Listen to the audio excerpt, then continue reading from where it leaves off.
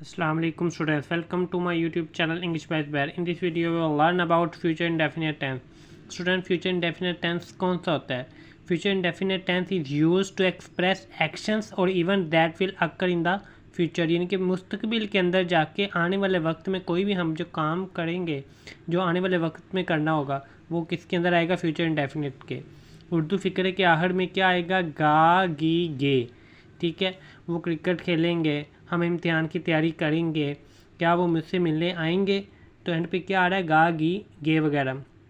Simple, अब पता उर्दू से पता तो चल जाएगा कि उर्दू फ़िक्रे के आखिर में गा गी गे आ गया तो ये फ्यूचर इंडेफिनिट होगा। अब उसको इंग्लिश में करना कैसे है? सबसे पहले आपने किसकी इंग्लिश लिखनी होती है? सब्जेक्ट की। सब्जेक्ट क्या होता है? फाइल, काम करने वाला। तो वो काम करने वाला कोई शख्स भी हो सकता है, किसी चीज़ का नाम भी हो सकता है, या कोई आइडिया वगैरह भी हो सकता है। लव, हेट, एंगरनेस वगैरह वगैरह। हेल्पिंग वर्ब, इसमें कौन सा इस्तेमाल होता है? विल, शैल और वर्ब की फर्स्ट फॉर्म इस्तेमाल होने। वर्ब क्या होता है? फेल, एक्शन, कोई भी जो काम हो रहा हो फिक्रे के अंदर। तो उसके बाद ऑब्जेक्ट, आई एंड वी के साथ शैल लगना है, और बाकी सब के साथ आई वी के अलावा कोई भी प्रोनाउन, कोई भी नाउन, कुछ भी आ जाए उनके साथ विल लगेगा। लेकिन student keep in mind one thing, rule will change in case of must या कंपलसरी। यानी कि अगर किसी फ़िक्रे के अंदर आ जाए कि ये ज़रूर काम करना है, ये लाजमी काम करना है, ये काम करके ही रहना है, यानी कि कोई कंपलसरी या ज़रूरी काम करने वाला हो जाए, वहाँ पे रूल उल्ट हो जाएगा। यानी कि आई और वी के साथ फिर विल लगाएंगे, बाकी सब के साथ शैल लगेगा। रूल क्या हो जाएगा? चेंज हो जाएगा। नेगेटिव स्ट्रक्चर, सबसे पहले सब्जेक्ट, फिर विल, शैल, फिर नॉट, फिर first form, then object. Interrogative सवालिया फ़िक्रे में किसकी सबसे पहले क्या लिखना है आपने? विल या शैल, फिर सब्जेक्ट, फिर फर्स्ट फॉर्म, फिर object and so on. Double interrogative structure, double interrogative structure students कौन सा होता है?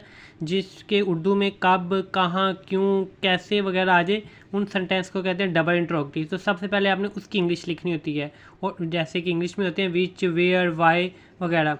तो सबसे पहले उसकी इंग्लिश लिखनी है आपने। डब्ल्यू एच का मतलब विच, वेयर, वाई वगैरह जो भी आ जाए, फिर विल, शैल, फिर सब्जेक्ट, फिर वर्ब की first form, then object and so on. अब फिक्रों की तरफ आते हैं। पहलवान अखाड़े में उतरेंगे, तो सबसे पहले सादा फ़िक्रा किसकी इंग्लिश लिखनी है हमने? सब्जेक्ट की। काम करने वाला, काम करने वाला ज़्यादातर शुरू में ही होता है, क्या आ जाएगा? पहलवान। द रेसलर्स, उसके बाद आई हुई तो नहीं आया, उसके अलावा कुछ और आ गया, तो क्या आएगा? रेसलर, विल, उसके बाद क्या लगाना है? वर्ब, एक्शन, काम इसके अंदर क्या हो रहा है? उतरने का। लैंड, कहाँ उतरा जा रहा है? अखाड़े में, इन द अरीना। ओके, तुम अपनी गलती को नहीं मानोगे, सबसे पहले नेगेटिव है, तो सबसे पहले सब्जेक्ट की इंग्लिश फाइल, काम करने वाला। तुम की इंग्लिश क्या हो जाएगी? यू के साथ फिर क्या लगेगा? विल, उसके बाद नॉट, फिर वर्ब की फर्स्ट फॉर्म, वर्ब, काम इसके अंदर क्या हो रहा है? मानने का। एडमिट योर मिस्टेक, क्या हम इस्लाम की तबलीग करेंगे? ये इंट्रोगेटिव आ गया, सवालिया फ़िक्र आ गया। तो शुरू में शैल या वी आना है। हमें कैसे पता चलेगा विल या शैल आना है? वो सब्जेक्ट को देखना है। सब्जेक्ट इसके अंदर क्या है? हम। तो हम के साथ, हम का मतलब वी, तो वी के साथ हमने क्या लगाना होता है? शैल। तो इसका मतलब स्टार्ट पर क्या आ जाएगा? शैल, उसके बाद सब्जेक्ट, उसके बाद वर्ब की फर्स्ट फॉर्म। काम इसके अंदर क्या हो रहा है? तबलीग करने का। तबलीग करने का काम हो रहा है। प्रीच, क्या किसकी तबलीग की जा रही है? इस्लाम की। प्रीच इस्लाम। आप अपनी किताब कब शाया करेंगे? फिर ये स्टूडेंट देखो कब आ गया, तो इसका मतलब है ये कौन सा सेंटेंस बन गया? Double interrogative. तो डबल इंट्रोगेटिव में सबसे पहले कब, क्यों वगैरह की इंग्लिश लिखनी होती है। तो कब की इंग्लिश की आ जाएगी? व्हेन।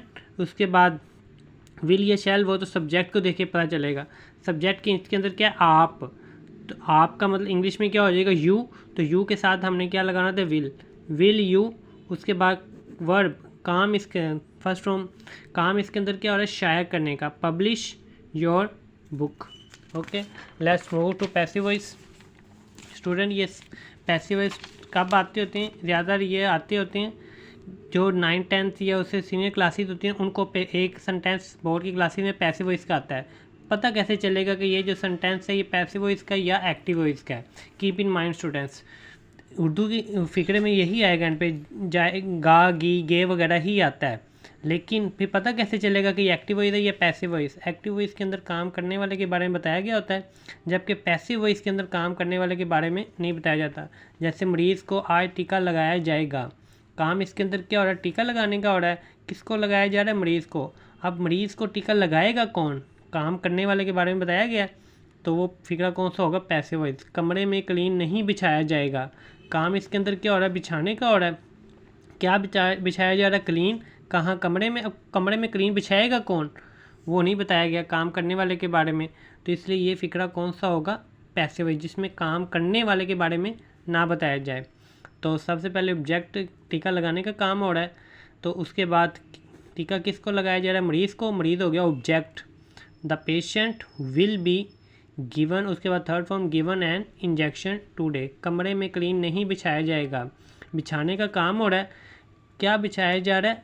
क्लीन। क्लीन ऑब्जेक्ट हो गया। सबसे पहले ऑब्जेक्ट की English, the carpet will not be, बिछाना, स्प्रेड इन द रूम। क्या फसल को खाद दे दी जाएगी? सबसे पहले सवालिया फिक्रा, तो विल या शैल आएगा। Will the crop be given fertiliser,